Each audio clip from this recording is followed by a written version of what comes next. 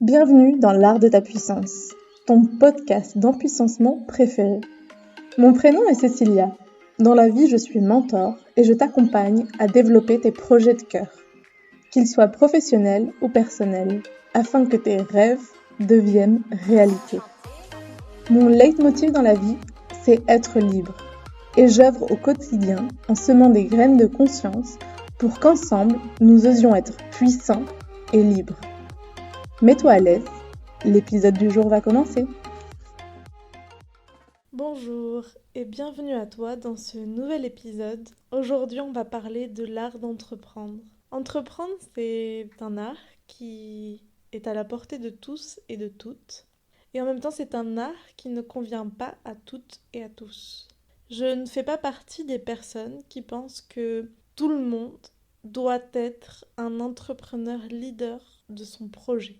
Je pense profondément qu'on est tous et tous appelés à être leaders de notre projet de vie et que parfois ce projet de vie peut aussi résonner avec l'envie de se mettre au service d'un projet collectif. Je pense que l'entrepreneuriat est une donne qui va profondément chambouler et transformer notre monde. C'est par l'entrepreneuriat que l'on reconnectera tous et toutes à la valeur intrinsèque que l'on a et à notre capacité de créer. Et en même temps, je sais que pour certains, il y a encore peut-être d'autres pas à faire avant de se lancer dans l'entrepreneuriat. Parce que finalement, l'entrepreneuriat, c'est une magnifique forme et manière de conquérir sa liberté. Et en même temps, ça demande énormément d'autonomie, de proactivité et de savoir gérer son stress, les deadlines, de savoir gérer et d'avoir un mindset puissant au niveau de l'argent. Il y a beaucoup de choses à prendre en compte quand on se lance à son compte et souvent on ne le fait pas et on doit,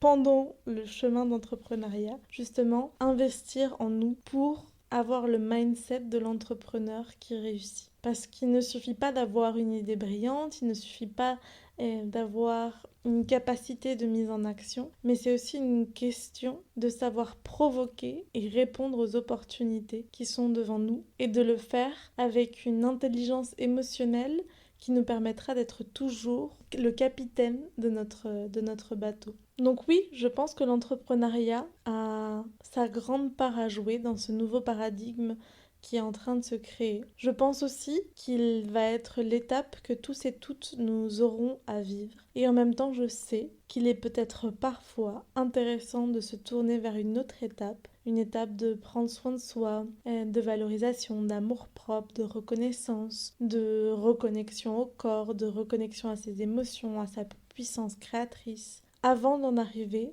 à notre capacité de leadership personnel dans un projet où finalement la réussite ne dépend que de nous. Même si finalement en fait ce chemin de vie, ce chemin de liberté nous invite à nous rendre responsables et à nous rendre compte que tout ne dépend que de nous. Aujourd'hui dans cet épisode, j'ai envie de t'apporter les 5 clés qui sont pour moi hyper importantes dans la réussite d'un projet entrepreneurial. Déjà, on entreprend à partir du moment où on a une idée et où on a envie de porter ce projet. On a envie de porter cette idée à la réalité. La première leçon que se prend tout entrepreneur, c'est la leçon de l'échec. Entreprendre, c'est un chemin d'échec et de réussite. Et c'est un chemin où il faut aimer profondément l'apprentissage. Aimer ne pas avoir de sécurité dès le début et de se construire pas à pas sa confiance, son carnet de clients, son éventail de services, sa communication, son branding. Il faut aimer, se rendre compte, essayer, tester et voir ce qui fait sens pour nous. Avant d'en arriver à Kaluna et d'être aujourd'hui hyper bien dans ce projet entrepreneurial, j'en ai essayé plusieurs. J'ai d'abord fait partie d'un collectif et ça a été mon premier projet entrepreneurial. J'en ai appris beaucoup et puis j'ai vu aussi ce qui me convenait, ce qui me convenait pas et j'en suis partie. Après j'ai lancé des mini-projets entrepreneuriales, notamment avec mon ex-conjoint, puis avec des amis, un projet de start-up et rien n'a été une réussite en soi, sinon une réussite parce que c'était l'opportunité pour moi de me voir dans ce rôle de leader, de me voir dans mon leadership personnel, de me voir dans ma capacité justement à avoir un mindset puissant au niveau de l'argent, au niveau de mes croyances, au niveau de mes capacités, et d'apprendre énormément. Je pense qu'il n'y a aucun entrepreneur qui ne s'est pas planté avant d'avoir réussi. Il n'y a aucun millionnaire qui a réussi du jour au lendemain sans avoir essayé plein de fois avant. Le deuxième conseil que j'ai envie de te donner, si aujourd'hui tu es dans ce projet entrepreneurial, dans ce début de projet entrepreneurial, c'est de comprendre à quel point ton business ou ton projet en soi ne sera que le prolongement de qui tu es et que la manière d'être empuissancé, d'être pleinement connecté à sa puissance créatrice dans le développement de ton projet de cœur, c'est que justement ça parte du cœur et que tu sois capable d'écouter les pulses de ce qu'il est en train de te dire. Et le pulse ne doit pas être celui de l'argent, de la réussite. Bien sûr que ton projet entrepreneurial passera par la réussite, passera par un bouche à oreille positif, passera par tout ça. Mais ça ne doit pas être ta motivation intrinsèque. Pour moi, le moment où j'ai connecté avec la réussite, c'est quand mon projet, il embrassait pleinement mon pourquoi. Mon pourquoi, il a toujours été de co-créer ensemble ce nouveau paradigme libre, souverain et dans l'amour, dans la bienveillance. Et bien que tous mes autres tentatives d'entrepreneuriat avaient cette même vision, il y avait un moment où il y avait une des valeurs qui n'était pas profondément respectée, que je ne respectais pas, que je ne voyais pas, où je voulais me convaincre que si. Alors qu'en fait, non, je le faisais juste parce que j'avais envie de plaire, juste parce que j'avais besoin de réussir, j'avais besoin d'être reconnue, j'avais besoin d'avoir de l'argent. Alors que mon seul et unique besoin, c'est celui de répondre à mes valeurs intrinsèques, qui pour moi sont la coopération, la liberté, l'amour, l'écoute et la responsabilité. Aujourd'hui, au quotidien, dans tous les formats d'empuissancement que je propose, le cœur de ce que je propose, c'est ça. C'est de nous permettre de co-créer ensemble un monde où chacun s'écoute, où chacun soit responsable de ses actions, de ses envies, de ses pulsions, et où on soit dans la créativité de ça, et dans l'amour de ce partage et de cette co-création. La troisième chose très importante que j'avais envie de te partager aujourd'hui, c'est l'importance dans ton projet entrepreneurial de savoir écouter quel est ton rythme propre. C'est vraiment pour moi un des trucs qui m'a le plus trigger, qui m'a le plus challengé, c'est de savoir écouter quel est mon rythme pour créer, et pour créer de manière fluide et de manière qui vienne du cœur. Et pas par besoin, pas par envie, pas par ego, pas parce que le mental me dit que il faut que je fasse quelque chose parce que là, il n'y a pas assez d'argent qui est rentré. Parce que finalement, cette énergie créatrice qui vient de notre énergie Kundalini, c'est une énergie qui a besoin d'être choyée, qui a besoin d'être embrassée, qui a besoin d'être attisée. Et si on donne tout, avec des journées de 10 heures, 6 jours par semaine, avec zéro pause, où on est tout le temps devant l'ordinateur, où on ne sait pas prendre soin de soi, où on ne sait pas s'aimer, ben on brûle cette énergie, on n'a plus rien à créer, on n'a plus rien, on n'a plus ce feu sacré qui nous permet qui nous inspire, qui nous pousse, qui nous challenge, qui nous crée finalement. Donc savoir écouter son rythme propre, c'est pour moi une des choses les plus importantes. Et quelque chose qui m'a vraiment énormément aidée dans justement reconnaître mon propre rythme, ça a été d'apprendre en design humain, d'abord de le découvrir avec mon design humain, puis de me former à ça. Et je trouve que c'est un outil hyper intéressant parce que justement, il te donne les compréhensions de comment fonctionne ton énergie, quels sont les centres énergétiques qui sont activés, qui seront naturellement là pour t'aider à t'impulser. Et ça donne aussi beaucoup de clés de comment savoir aller à son propre rythme. Par exemple, moi, quand j'ai découvert que j'étais projectrice et que les projecteurs avaient besoin de prendre énormément soin d'eux, de faire des pauses, d'aller à leur rythme, parce que justement pour entretenir ce feu sacré, j'ai dit ouais, ça fait énormément sens. Moi je suis pas la petite abeille génératrice qui peut travailler 10 heures et puis après aller dormir. Moi si je fais ça, je me grille. Et plus ça va, plus la vie me le montre. Aujourd'hui, si je fais des journées trop longues, à être trop sollicitée, mon sommeil en est grandement impacté. Le quatrième point que j'aimerais vraiment aborder aujourd'hui, c'est l'importance d'avoir un cadre et une organisation qui soutiennent ton projet entrepreneurial.